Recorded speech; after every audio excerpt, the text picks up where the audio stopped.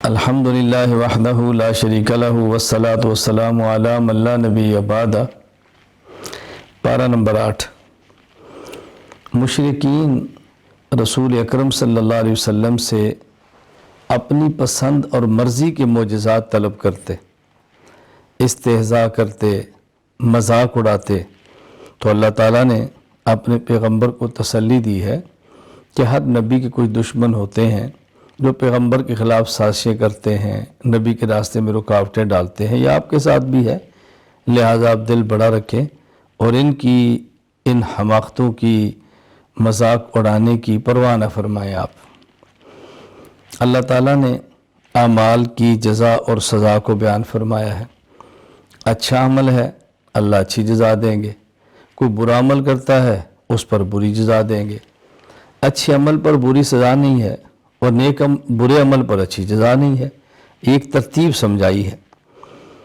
پھر اللہ تعالیٰ نے اس بارے میں آگے مشرکین کی چند ایک حماقتوں اور بیوقوفیوں کا ذکر کیا ہے۔ اللہ تعالیٰ کے ساتھ اللہ کے غیر کو شریک کرنا بہت بڑی بیوقوفی ہے۔ پھر بیٹیوں کو قتل کرنا بہت بڑی بیوقوفی ہے۔ نسل اس سے چلتی ہے، اللہ تعالیٰ کی رحمت ہے، اس میں مساہرت کے رشتے قائم ہوتے ہیں۔ اگر یہ بیٹیاں نہ ہوتی تم کیسے پیدا ہوتے، آگے اولاد کیسے چلتی، کسی کی بیٹی نہ ہو تمہارے بیٹے کا نکاح نہیں ہوگا، تو یہ بہت بڑی حماقت ہے ان کی۔ اللہ تعالیٰ نے اس کو بیان فرمایا۔ پھر مشرکین کی عادت بد تھی، بعض چیزوں کو خود حلال کہہ لیتے، بعض چیزوں کو خود حرام کہہ دیتے، اپنی مرضی سے حلال اور حرام کرتے رہتے۔ تو اللہ تعالیٰ نے ان کو سمجھایا ہے یہ بات کہ دیکھیں چاندے کی چیزیں تو یہاں بیان فرما دی گئی ہیں۔ مردار حرام ہے جو بغیر ذبح کے مر گیا، رگوں سے نکلنے والا خون جو ذبح کے وقت نکلتا دم مسفوح یہ حرام ہے، خنزیر حرام ہے، غیر اللہ کے نام پر ذبح کیا گیا جانور حرام ہے۔ یہ چار بطور مثال کے ہیں، ورنہ اس کے علاوہ بھی حدیث میں جانوروں کا ذکر ہے جو کہ حرام ہیں۔ تو یہ سمجھایا کہ تم یہ کام نہ کرو کہ اپنی مرضی سے حلال اور حرام، جو اللہ نے حرام فرمایا حرام سمجھو، جس کو اللہ نے حلال قرار دیا اس کو حلال سمجھو۔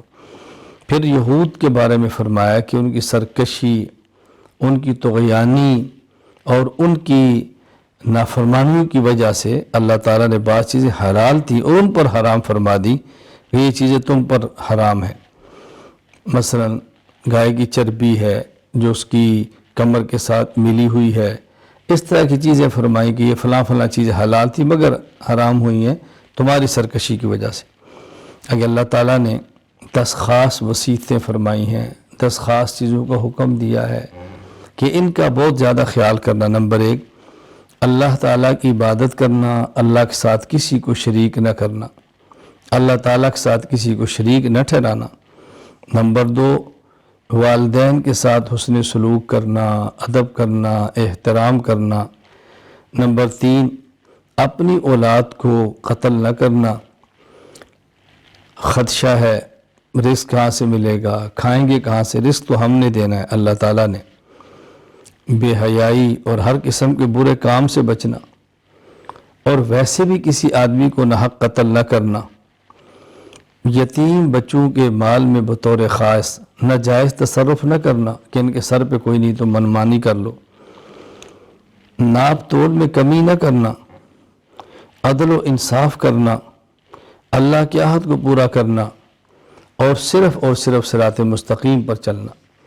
یہ 10 خاص وصیتیں فرمائی ہیں کہ ان کا بہت زیادہ خیال کرنا۔ پھر اللہ تعالیٰ نے اسی بارے میں 2 بہت بڑی نعمتوں کا ذکر فرمایا ہے۔ نمبر 1، قرآن کریم دائمی، ابدی اور ہمیشہ کا معجزہ ہے، ہمیشہ کا معجزہ ہے، یہ اللہ کی بہت بڑی نعمت ہے۔ پھر اللہ تعالیٰ نے انسان کو عظمت دی ہے، انسان کو عزت دی ہے، یہ اللہ تعالیٰ کی بہت بڑی نعمت ہے۔ اور بھائی چارہ قائم کیا ہے، رشتے قائم کیے ہیں، خدا کی بہت بڑی نعمت ہے۔ تو اللہ تعالیٰ نے ایک بہت بڑی نعمتیں ذکر فرمائیں کہ اس کا شکر کرو۔ نمبر 1، قرآن کریم تمہیں دیا ہے جو بہت بڑی نعمت ہے۔ نمبر 2، انسانیت کی عظمت عزت دی ہے، تمہارے لیے بہت بڑی نعمت ہے۔ بھائی چارے کا بیان ہے جو کہ بہت بڑی نعمت ہے۔ پھر یہ بات سمجھائی کہ دیکھو شیطان تمہارا دشمن ہے، اس کے کچھ خاص اہداف اور ٹارگٹ ہے، اس کو سمجھو۔ ایک اس کا بہت بڑا ہدف یہ ہے بے حیائی پھیلاؤ۔ بے حیائی کہاں سے ہے؟ انسان کو ننگا کرو، اس سے بے حیائی پھیلتی ہے۔ لہذا تم اپنے لباس کا بہت زیادہ خیال کرو، لباس کا بہت زیادہ خیال کرو۔ اس لیے ہمیں مصنون لباس پہننے کا خیال کرنا چاہیے۔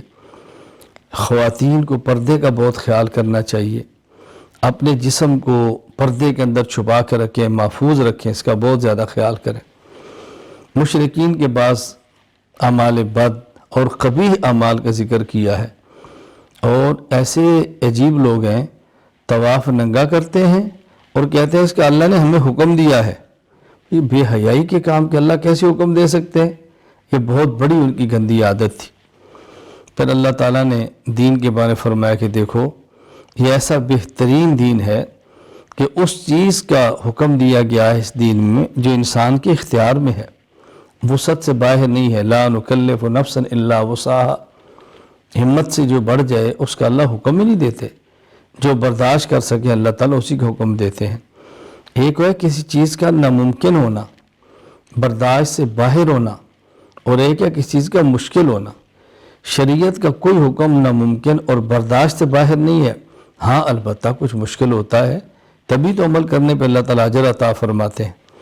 پھر اللہ تعالیٰ نے اس سورہ اعراف میں ذکر فرمایا، ایک طرف جنت والے ہیں، ایک طرف جہنم والے ہیں، درمیان میں ایک دیوار ہے جس کا نام اعراف ہے۔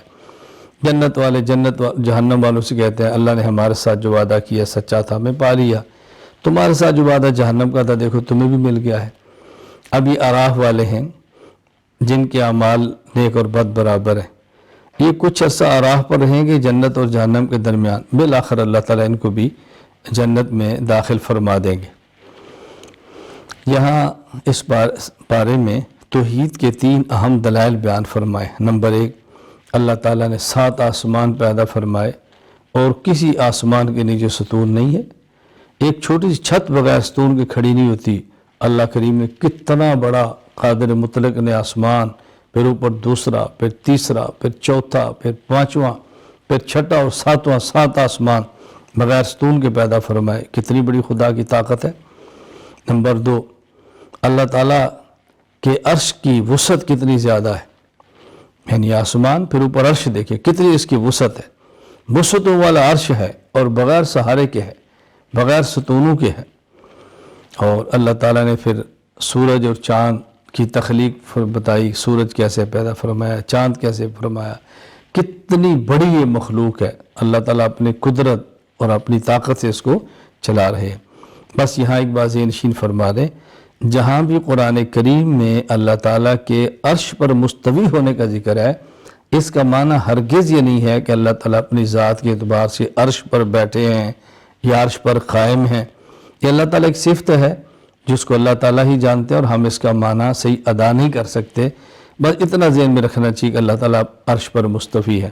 ہاں البتہ ہمارے بعض علماء نے سمجھانے کے لیے فرمایا ہے کہ مستوی علی العرش کا معنی ہے کہ اللہ تعالیٰ عرش پر غالب ہیں، اللہ تعالیٰ کا امر عرش پر ہے، اللہ تعالیٰ غالب ہے عرش پر بھی۔ یہاں پھر اللہ تعالیٰ نے 6 انبیاء علیہ السلام کے قصے بیان فرمائے، حکمتیں بیان فرمائیں، عبرتیں بیان فرمائی۔ وہ 6 انبیاء کون سے ہیں؟ حضرت نوح علیہ السلام، حضرت ہود علیہ السلام، حضرت صالح علیہ السلام، حضرت لوط علیہ السلام، حضرت شعیب علیہ السلام اور حضرت موسیٰ علیہ السلام۔ ان کا اللہ تعالیٰ نے ذکر فرمایا ہے۔ اللہ تعالیٰ ہمیں شرک سے بچنے کی، توحید اختیار کرنے کی توفیق دے، بری عادات سے بچنے کی، اچھی عادات اختیار کرنے کی توفیق دے، اہل باطل سے دور رہنے، اہل حق کے ساتھ چلنے کی توفیق عطا فرمائے۔ وآخر دعوانا ان الحمد للہ رب العالمین۔